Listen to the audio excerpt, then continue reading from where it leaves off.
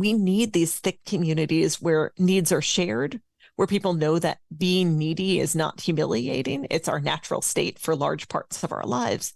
And only a community that welcomes need and has kind of the density to support it. So again, it's not just on the husband who's supporting the mom, who's supporting the baby, who's giving the mom hyperemesis, so she has to go to the hospital. That then becomes too much for the husband. There have to be people he can reliably call in.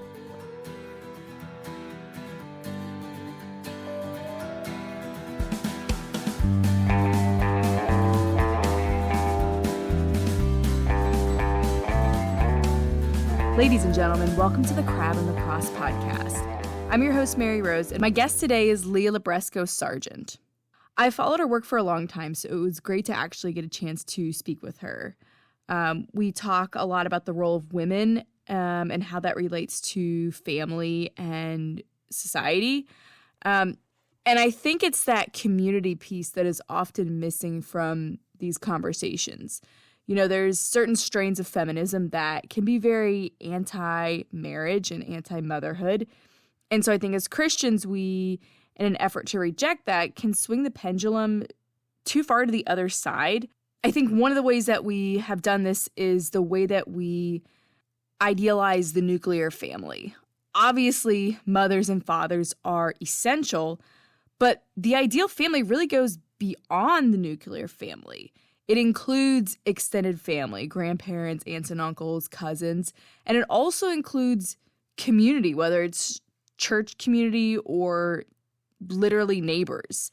Rather than fostering a culture of self-reliance, Leah suggests that we work to build communities of interdependence instead, which in some ways feels very foreign to American ears. But I think we've gotten to a place where, as a society, we've outsourced so many of our needs that we've gotten to the point where we'd rather pay a stranger than, rely on a friend that we can repay.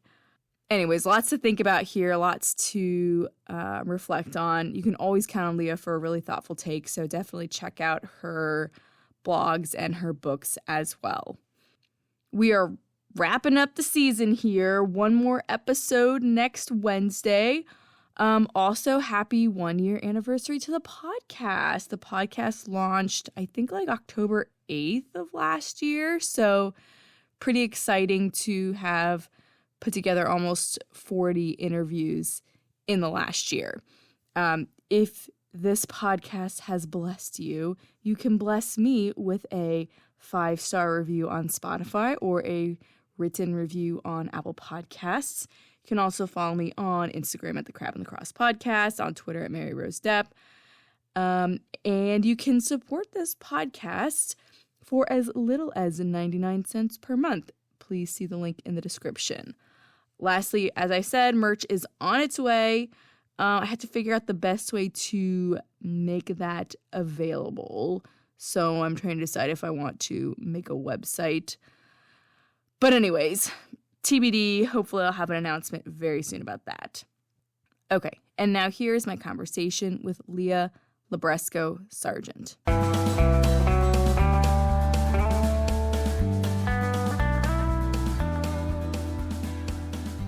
Leah Libresco Sargeant is an author and freelance writer on religion, culture, and statistics. After her public conversion from atheism to Catholicism, she published her first book, Arriving at Amen, on the prayers that shaped her spirituality. Her second book, Building the Benedict Option, is about creating authentic Christian community. Her writing has appeared in First Things, Commonweal, The American Conservative, and 538. She also blogs regularly at her Substack, Other Feminisms. Leah lives in Maryland with her husband and children. Leah, thank you so much for joining me today. It's my pleasure. Thank you for having me. I have to formally welcome you to the great state of Maryland. So you're not a native, right? No, we moved here a year ago. Yeah. Can I ask whereabouts? We're in Hyattsville. Okay. Interesting. I if this is personal, I can cut this out. But are you planning on sending your kids to the St. Jerome's school there? Well, so I'll say it's in some sense personal, but it's very public. My husband teaches at St. Jerome's Institute, the high school. Oh, that's great. And my littlest is starting at St. Jerome's. My oldest got waitlisted. Oh, no. So pray for us for next year. Okay, because I've been doing some interviews on education, and I got to I recently spoke with Dr. Hanby, who like helped kind of create the curriculum. So yeah, that was really cool to learn about that. So I want to first just pay you a compliment, because there's like a certain type of woman that I admire, and it's the kind of woman that I feel like has the three things that I want, which is like marriage, children, and an intellectual life. And I feel like a lot of times it's either A and B and not C, or it's C and not A and B. And so I appreciate that you've been able to kind of hold those two things together, like since you've gone on to get married and have kids. Well, I think there's always an open door to it. I think it's challenging if, having kids becomes a way that you feel more isolated from the world, which is easier if you live in a place where it's hard to walk or visit people, where there aren't many other moms around. But we're all made for intellectual work insofar as it prepares us to better know the world and better know our creator. Yeah. But I was thinking about this recently, because I feel like as a woman, you're just inherently a little bit more tied to the body and to practical things, because you have like a cyclical, your body has a cycle. And then once you get into childbearing, like, many women nurse a baby from their own body. And so they're so tied to the practical and so tied to the temporal that it almost makes me wonder, like, is there a sense in which men are biologically more suited for the intellectual life? I think it's important to remember that kind of in religious communities, when people make a really deliberate choice about how best to live together in community, whether or not they have this as their motto, there's always an element of ora and labora, right? That we better use our minds and we better use our bodies when we use them in concert, when we're grateful for God's work in both parts of our being.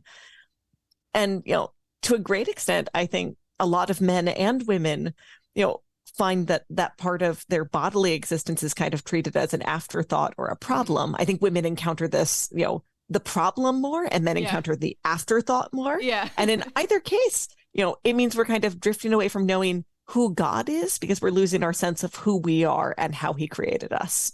Yeah.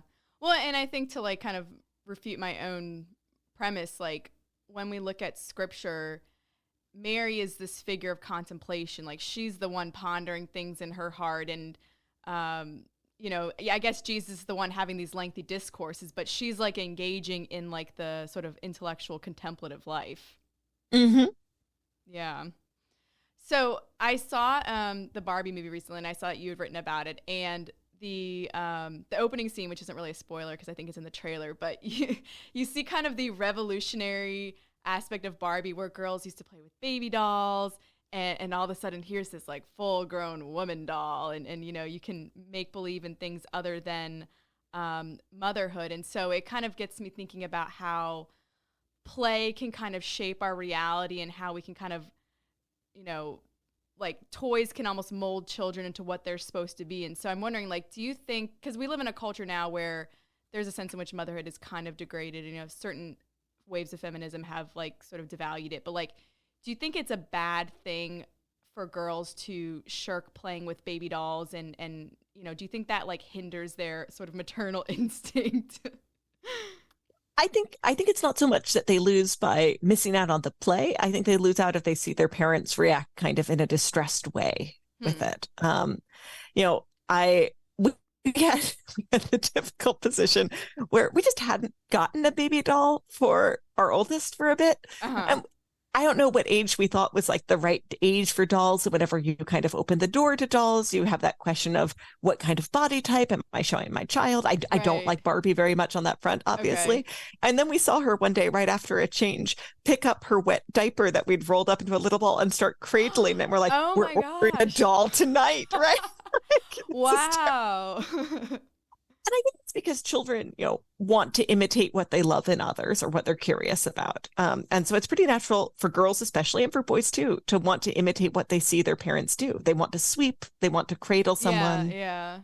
And it's when parents kind of take any of the ordinary parts of life and react as though it's unnatural or embarrassing for the kid to take an interest that it's destructive, because they're getting that kind of mixed message of my parents do this and it's not for me, or even kind of the worse unified message of, my mom feels bad about her mothering and she doesn't want me to do it either. Right. And that's what I think is destructive, rather than like, are there dolls in the house or not? Though obviously, if your child also picks up a wet diaper and starts cradling, like, indeed, get a doll. Like, that's going to be preferable for many reasons, right? Mm-hmm. Yeah. Well, it's funny because I think the way we play with baby dolls is different from the way we play with other dolls. Like, I remember having baby dolls and I would pretend to nurse them because I saw my mom nursing my baby sister. But I also had whatever it was, the Polly Pockets, the Barbies. And when I was playing with them, it was sort of like a different kind of, it was a less realistic form of creativity because they were their own characters and I was having, they're talking to each other and interacting with each other, but I wasn't really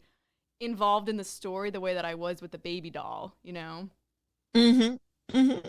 I mean, I think we use kind of other dolls as a way of playing with social dynamics, right? Of the relationship between the dolls and baby dolls, but then also sometimes anything as a way of kind of acting out maternity. Because I've seen my daughter pretend to nurse a panda bear, right? Like, there's just like, if it's interesting enough for them, like, and I'm sure there's a little girl or even a little boy somewhere who's like tried to nurse a truck, right? Like, if you love it, you hold it tenderly, you try and do tender things for the toy. Right. Yeah, I mean, it's interesting because I was thinking about how, there's sort of the joke, one of the big jokes in the movie is like the fact that, Barbie's a female, but she doesn't really have, genitals. Like, she's not a sexualized being in that way. There's something almost kind of asexual about her. And, and especially evidenced by the fact that she doesn't really have much interest in Ken. Like, he's kind of, an accessory to her lifestyle. And I feel like there's a way in which kids, like, they learn this kind of gendered play and like gender roles, but they're not, even though gender's so tied to biology, like I feel like for a kid, that's not their first entry of connection. Like, they're aware that they're a girl, but they don't, or they're aware they're a boy, but they don't reduce it to the specific body parts. I don't know, maybe if that's your experience with kids or not. Yeah, I think for kids, they're really interested in how to categorize the world because they're actively trying to make sense of it. And kind of the axes they're trying to divide it along don't always correspond with grown-ups' axes. And they're really curious, and they have a hunger to bring their, map into alignment with ours and into reality, because, they want to know the world. I think there's this tension between like kids' creativity when people are like, well, they have this wrong thing, and I want to appreciate it, right? Like, and there's a like level of place for that, but what the kid has a hunger for is reality. And to some extent, parents aren't doing right by their kids when they see them kind of stumbling in their attempt to put together parts of the world and then not offering actual guidance rather than just, a kid who's like, a dog is a fish. It's a little funny, but at some point the kid wants you to clarify what the difference is. Yeah. But then at the same time, it seems like, fairy tales and make-believe are like the realm that children thrive in. So it's like they're trying to categorize the world they're trying to understand reality. But then as they get maybe into the elementary school age, they almost want to go back into fantasy land. And yeah. I mean, so there's a thing, the Maria Montessori and kind of the Montessori mindset for education say, which really surprised me when I encountered it, which is like no made up stories for kids when they're really little. And I was like, what? Like no magic, like no imaginary creatures. And their reasoning is, part of the magic of a fairy tale or of a fantasy story is knowing it's slightly different from reality, recognizing what's playful about it. And for a very little kid, that element of the story and part of the enchantment of the story is missing because they don't know what's real yet. A unicorn is fascinating partly because it isn't a horse, like, and isn't every day. And so their claim, and I'm not taking a strict doctrinaire line on this in my house, but is that, children need the foundation of what's real. And then, like you're saying, they kind of come to fantasy and come to magic or these more fanciful stories, because once you have that foundation of the real, you can appreciate departures from it and see where they're deliberate or what they're doing, in the same way that very little kids can't tell jokes, right? Like, or laugh at them except socially, because a joke depends on kind of setting up an expectation and subverting it. And you have to know what the expectation is to find a joke funny. Right. That's so true. Yeah, I mean, it's interesting to figure. I mean, does Maria Montessori say about what age she thinks that children are kind of cognitively ready for that? I do not recall, Okay. unfortunately. And I think my kids are like, younger than it, honestly. Okay. So I've got a little time to figure it out. Right. But I mean, it is true because I was talking to my niece is 4, and I was trying to like explain prayer to her, and she's like, and she like kind of conceptually gets, she was like very much connected with Mary, maybe because of the feminine, but she's like, I was babysitting, I was like watching them, they were staying at my house while my sister and her husband were on vacation, and so I was like, we're doing bedtime prayers, and her prayer would be like, Mary, I wish that you were part of our world. And she just had this sense of like, there's another world out there, and that's kind of where God and Mary and the angels and stuff are. And like, but it was interesting to think like, because 4 is pretty young, that she can even conceive of like another reality that she's not grasping. Yep. Yeah. So one of the things that I'm noticing in kind of Christian culture right now is like a very kind of reactionary, you could maybe say reactionary anti-feminism, but it feels like it's going so far in the other direction. You kind of have this trad wife sort of, I don't know, almost feels fetishy to me. Maybe that's too strong of a term, but like, there's these women who are sort of coming out as a trad wife and bragging about how much they serve their husbands and how much they, resent any type of work outside the home. I'm wondering from your perspective, especially since you kind of came from a more secular world and like entered into Christianity at a later time in life, did you notice like just stepping into Christianity, did you feel that stiflement of like your sort of feminine aspirations? Like, did you feel like you had to grow into kind of a Christian feminism, or did you find it was pretty naturally present? I think one thing I'm very grateful for in the Catholic Church is the example of the saints, because, I think we often hear we can take Mary as our model, and that's true. But that doesn't always kind of answer questions easily about how to live in a different context or faced with a different problem. And so what we have in addition to her is this kind of mosaic of all these different holy men and women who lived very different lives. You have saints who led armies into battle like Joan of Arc. You have saints who refused to fight in a war. You have saints who are married like Louis and Zélie Martin. You have saints who were martyred rather than be married. And you might say, like, what unifies these people? And it's that they put Christ first above everything else. And they did what was right in their particular situation or station in life because they were centered on him. And that kind of suggests we don't kind of get our sense of how to be a wife just from, certainly not from just an influencer on Instagram or Twitter. We get it first from God and from Christ. So you start with just what kind of spiritual life will support me in being a saint, even if I don't know what kind of saint God wants me to be. And that kind of indicates also that there are a lot of ways to get to heaven, right? It's not that it's easy, but it's also that it's a little unpredictable. And again, it's that sense of, to go back to Mary's example, the important thing is the fiat to God, not knowing necessarily what his will is and knowing that it may be different for you, for me, for my neighbor, and being prepared to conform to his designs, which might ask us to be braver than we want to be, more secluded than we want to be. You can't just kind of turn the dial in just one direction and assume that's what God wants. Right. What would you say that to people who look at scripture, especially some of the statements of Paul, and they say, well, to be a holy woman, you give a fiat to God, but then you give a fiat to your husband, and he kind of tells you then what your path is to be. I mean, you definitely do give a fiat to your husband. It just definitely should be a different one than you give to God, right? Or else you're, or else you're not treating God or your husband as who they are, and it's not fair to your husband, and it's blasphemous towards God. You want a marriage to be a situation of real trust, where, are there moments where I defer to my husband, against what would be my judgment alone? Definitely. And I married him in part because I trust him enough that, that's what I want to do in some cases. When you have a friend who knows you very well outside of marriage, even without kind of a hierarchy, there are moments you say, you know what? I trust this friend who knows me so well that sometimes I would make a different choice, but I actually trust they know what's right for me when, my view is less clear. And I think the same can be true within marriage, and that can go with either direction.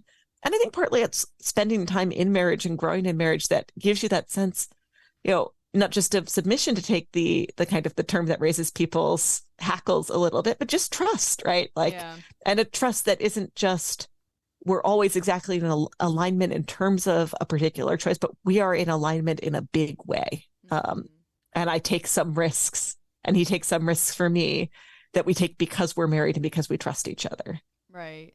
Well, I think that's beautiful because, yeah, there's different ways of being in relation to somebody. And certainly, like, you know, having kind of a subject master is a type of relationship, but a relationship of trust is probably the most intimate form of relationship. And it's kind of what the saints mean when they talk about submitting to God. It really means trusting God. It doesn't mean you no longer have free will, or you no longer think for yourself, but it's kind of something more, almost more difficult, more profound, because it's actually pretty easy to just do whatever somebody tells you, like but to trust, you wouldn't profit very much by it, even if they were right, if you were just deferring and not actively learning from it, right? Like, you think about a student and a teacher for a different hierarchical relationship where we do think one person like knows more than the other. Yeah. If the student is just deferring but not thinking, they're not learning. Right.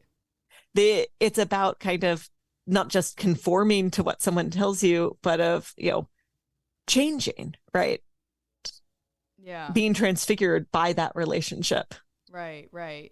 Which is then beautiful, because in a marriage, like, you're supposed to be one flesh, which is kind of signifies a type of transfiguration to one another, but then it's an analogy for Christ and the church, so then you're becoming further transfigured to Christ. Yeah. No, it's beautiful. And I think partly within marriage, like, part of the training we get in how to relate to God is that sense of we want to die to self, right? And that sometimes, we want to give something up, not even because it's wrong, but for the sake of putting our marriage above this thing we want, of putting God above this thing we want. And it's not that the things we want are bad, right? It's just that we want to have the sense of am I making sure I'm putting higher goods above lesser goods? I'm not letting lesser goods eclipse higher goods. Yeah, for sure. And it's not that we have this huge marriage of self-denial, like we have ice cream frequently. Like, it's just that whenever something is hard, we really want to do it for the sake of each other and for the sake of the marriage. Yeah, definitely. Have you found, because I know with your Substack, you pulled out this quote from Ross Douthat, that was sort of your inspiration, this kind of this conservative feminism that he kind of mentioned, like Amy Coney Barrett as sort of this paragon, like, and she's somebody who, she's a wife, she's a mother of many kids, and she's a Supreme Court justice, which is like, total boss babe, whatever you want to call it.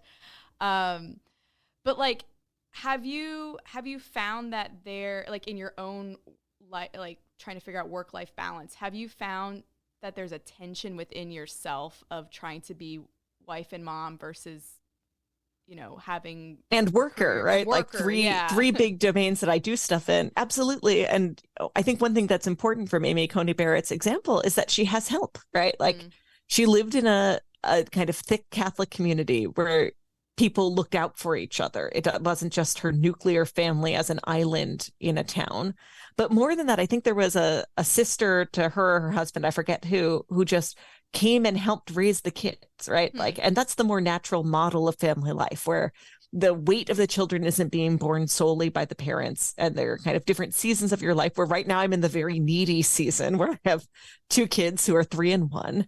And when I'm 50, I'll presumably not have as many kids who are quite as young, right, unless God surprises me. And then I'll be better able to do things for other people that I'm currently relying on others to do for me. So you get that kind of change in the seasons of your life. And so for my life, what I've been trying to do even over the last few months is think, how can I kind of give myself most fully to each thing I'm doing? I don't want to do as much working with my littlest daughter in the home, because I'm not doing neither my work nor taking care of her as well.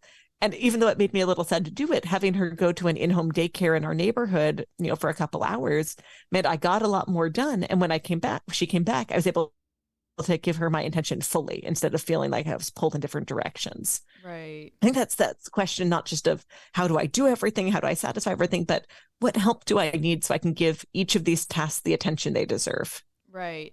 Yeah, I don't know where it comes from, but there seems to be this, like, in the way that people hold up the nuclear family, there seems to be this aversion to the sort of village helping to raise the child.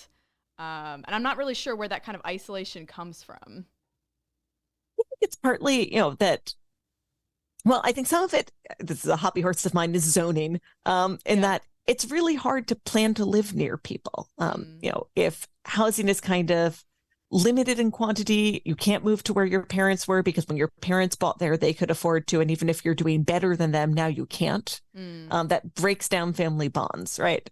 So I think there's some material, contributions here. But I think there's also that people are increasingly ashamed of their need, and think that, I think sometimes that it's, better to pay someone to do this than to ask someone.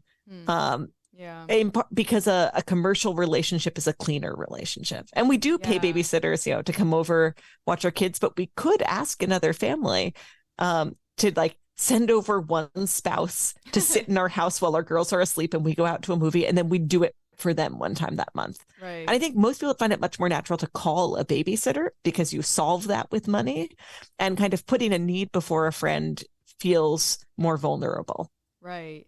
No, that's really true. I think, and I don't know to what extent that's like a very American thing, especially because we're really good at commodification, but it does strike me as a little bit unnatural, and it's kind of funny because I mean, people have their criticisms of daycare, and I think there's a lot of legitimate criticisms of daycare, but it's funny that you like, can you have the same criticism of outsourcing to grandma, or auntie, like to come and watch the kids a couple times a week, right?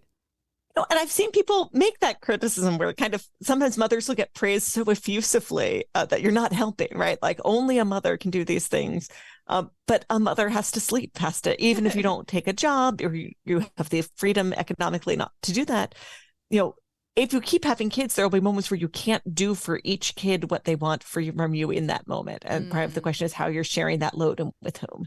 Right. And when it's family, there's a real tension, I think, between whether we're telling a story about grandparents, about brothers and sisters, where taking care of their relatives, isn't a trivial ask, but it's a burden that also is a balm, right? Like, it gives me joy to take care of my family. And we have that expansive sense of my family where my nieces and nephews are my family who I might make sacrifices for. Or we talk about it as like, well, you can't just treat your parents like unpaid help, where we say, if you would pay someone to do this, then when you don't pay someone, you're slighting them. Or your family's worked all this way, they've supported you. Now is their free time in their retirement. Like, they shouldn't have to take care of their grandkids, which again implies that it's bad to have grandkids, right? Right. Well, and it kind of makes everything into this sort of economic relationship. And I see this even a little bit with the debate about whether or not women should work outside the home, because I think, well, humans have had very different lived in different economies. We've been, nomadic, and we've been agrarian, and now we're in kind of an information economy. And like, there's always been work to do, whether it was men doing work or women doing work, whether it was picking berries or washing clothes at the river, or, so there's this sense now, I think now, because of the economy we live in now, like, work is associated with something that gives you a salary or something that gives you a paycheck. And so we sort of, it's sort of the question is based on like a bad premise, because it's like, well, what is work, Yeah. And I think part of what happens also is that I don't always like the wages for housework kind of way of framing what the value is here, right? Because I just think it speaks to the fact we've got a very thin language for talking about the value of what we do for each other. I'm in favor of things like large baby bonuses. I think when people have a baby, that makes them vulnerable in the same way that being elderly makes you vulnerable. And at the time when your ability to earn wages is depressed, just like it is by disability or age. And it should be a time when, if we have a safety net, this is a moment where the safety net springs in and cushions that blow, right? Yeah. So it's not that I'm not in favor of giving people money for having kids, but I don't like framing it as a wage. And the reason is you don't clock out. I don't have the kind of adversarial relationship with my kids that I sometimes have in a workplace where I'm negotiating for my benefit contra the employees. We're trying to meet in the middle. And I also just don't find this is a reasonable way to denominate my time, right? Like, you can say, here's what the cost of breastfeeding is in terms of foregone wages. That could be helpful to make the problem concrete to someone who hasn't done it and just doesn't know, what does it mean to spend this much time doing it? Right. But I'm not sitting there thinking of like dollars and cents running up a little counter, and thinking that way as a way of awakening my political consciousness like brings me away from what I'm doing. Yeah. Yeah. And I mean, it's good. It's good that you're not quantifying like every moment of, how much money you could be earning. Because that would be really And I think toxic people relationship. turn to the numbers because they sound objective, right? Yeah. You can say, I forwent this much in wages to breastfeed my child. Therefore, I need people to recognize the weight of the foregone wages.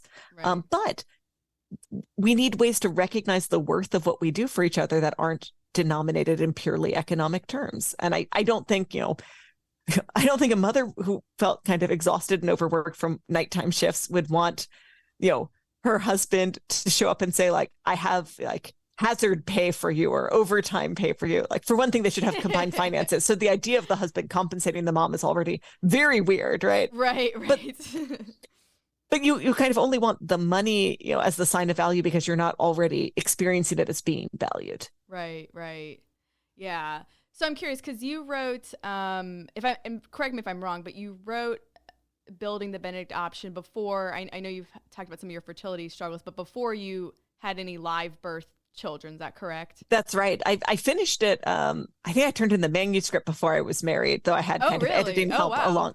It takes a long time for a book to come out. I believe I was doing editing with my husband prior to our marriage, and we got the books while we were married, but I don't remember for sure. Okay. So I'm curious now that you're A, married, and B, have, 2 children at home that you're caring for, like, has that shaped any of your views now that you wrote in the book about how to have Christian community, especially in light of what we were just talking about with like the need for assistance in so many ways?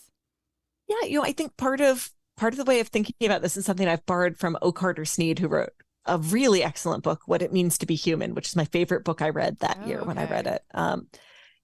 Is that we can sometimes be tempted to deny like how needy a child is or how needy a child makes us. And what he says is, the child has a legitimate claim on its mother by virtue of its need.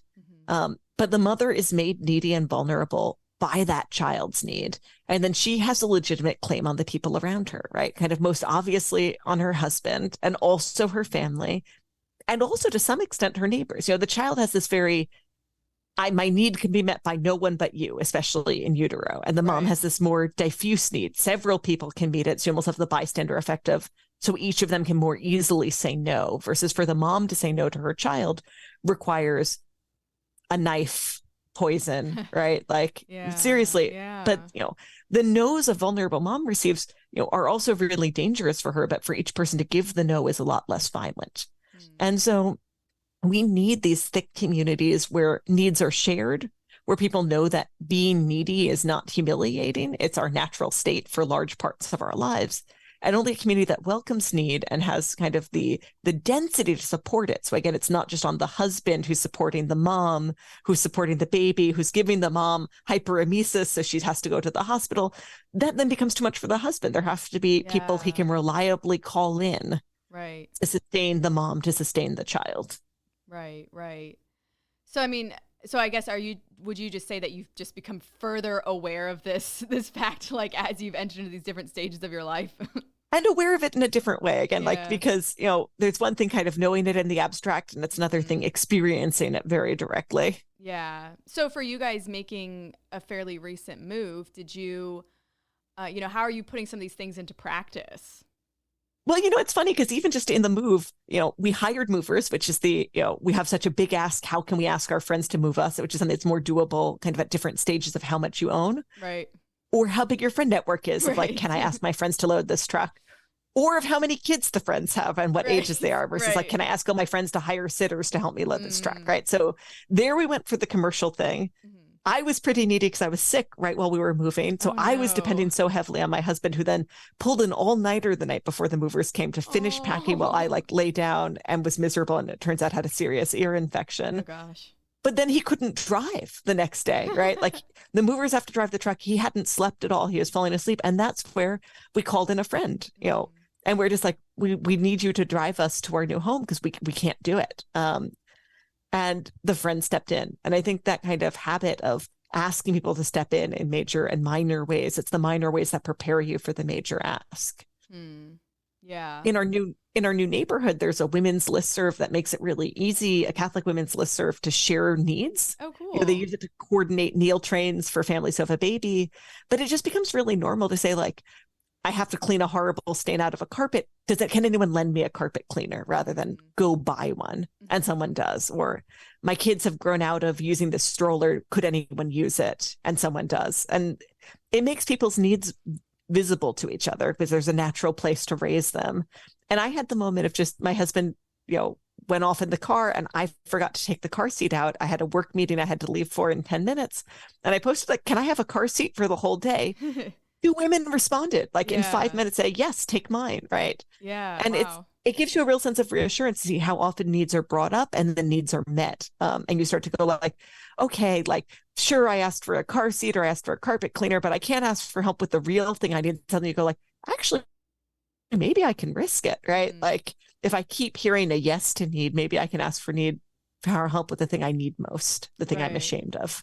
Well, and it can also, there's a weird way in which, like, if like, I don't want this to sound too like utilitarian, but like if someone does a favor for you, you're kind of indebted to them in a sense where now they can press upon you for a favor, like, in return. But it's like, if you are the one who, like, vulnerably makes the first move of asking for help, that makes that person more comfortable than coming back and asking you for help. And like it allows this relationship to kind of grow from there, Absolutely. And I think something people, like, if I'm giving one piece of advice for people to how to, share their needs more, be more vulnerable with others, the number one thing I try and do is when I'm together with another Christian, I ask, what can I pray for you? And sometimes it's kind of casual, sometimes it's awkward. And so often people pause and we'll have been talking for an hour and they go, oh, and then they tell me what's wrong, right? Like, which somehow even our friendship hadn't come up and they hadn't known who to ask. Right. And then they'll often ask me and I can bring up kind of a minor thing, a big thing.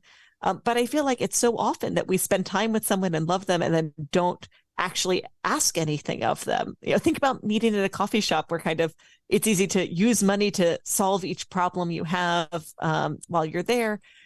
You want your friendship to be grounded in experiences of sagging onto each other, right? And being caught. Yeah.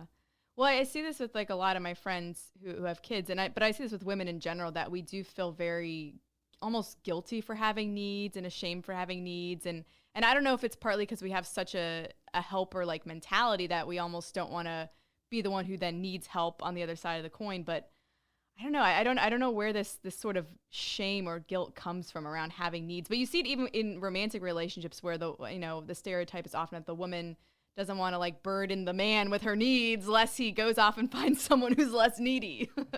And if your marriage or easier, if your dating relationship is marked by the sense of, if I need something from him, that's the death of our relationship, you don't have a relationship, right? Like, yeah. You might as well roll the dice and ask for the thing you need and then either break up, like, or be surprised by kind of the depth of what you want. There's an Atlantic article I was reading that was about kind of women freezing their eggs in part because they want to be freer to date without scaring a guy, especially as they're in their 30s and they want to be able to, they don't want to worry the guy that they want kids. Yeah.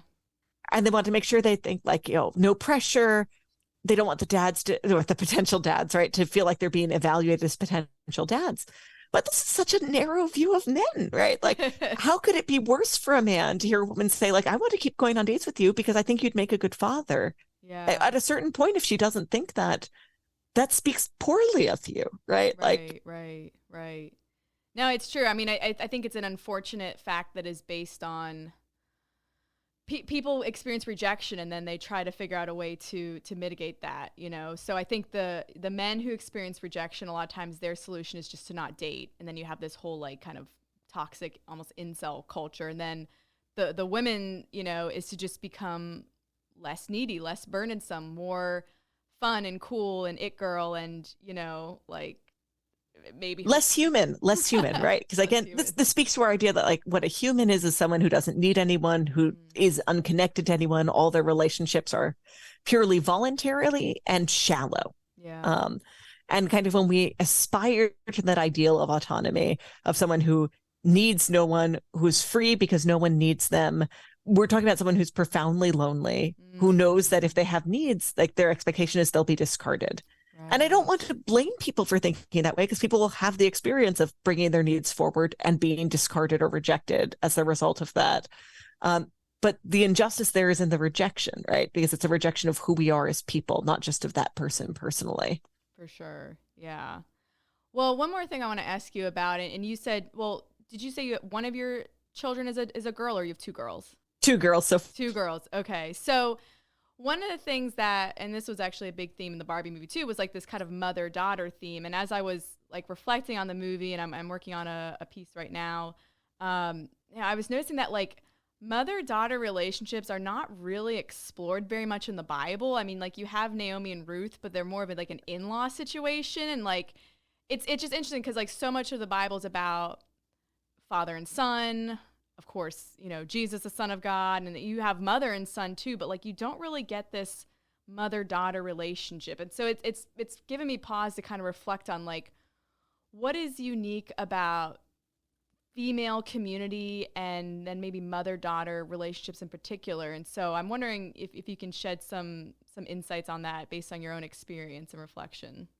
That's an interesting question. You know, I think I think some of the things that are unique about a mother-daughter relationship are what's unique about a father-son relationship, just kind of a different intimacy, which is a sense of there are things I know about you, or things we share, or questions you'll come to me about that will link us in a way that wouldn't happen, you know, across that gender line for my child, right? Like, you know, just even the experience of menstruation, like, is a thing that's often like right. a big mother-daughter thing, because it's something odd and intimate that happens to you as a kid. Right. And you know that there's one person, you know every woman in your life has gone through this, but there's one person who both has and can tell you something more than what the textbook tells you, of just like, you know, well, when that bothers me, here's what I've done. Yeah. And it's not even that they have to be right. It's that they feel like they can speak with authority of our bodies are alike. And you know, you aren't living as a daughter just with your experience of your own body alone. You have my experience of my body to draw on. And I think you see that, you know, again, not just in a gender linked way, but just in the interest that kids who are adopted have in knowing their families and using genetic, you know, testing. It's both the emotional need of, I want to know who this person was. I want to know what the relationship to me was like, what happened, but also, you know, there's a way in which my biological mother or father knows things about me that no one else can know in the same way. And even when I have a very good adoption situation and I'm loved and I have a mother and a father in kind of the meaningful emotional sense, I also want that sense of kinship of, oh yeah, you know, I too have that trick elbow, right? Like, yeah. And I've lived with it longer than you, and I can tell you something about what it's like to live in this body. Right. You know, that's true. And that kind of just brings us a little bit full circle with just the nature of the body. You know, it's not something that we can transcend or escape. And maybe there is a way in which women have to be a little more preoccupied with the body than the men do. But in a way that's like another reason, you know, why female community is so important. Because it's like, there's one thing they're going to relate to. It's probably that. Absolutely. Great. Well, I appreciate you so much taking the time to talk with me, Leah, and sharing some of your thoughts. My pleasure. Good. And I wish you all the luck in the world with the upcoming school year and wait list scenario. Thank you.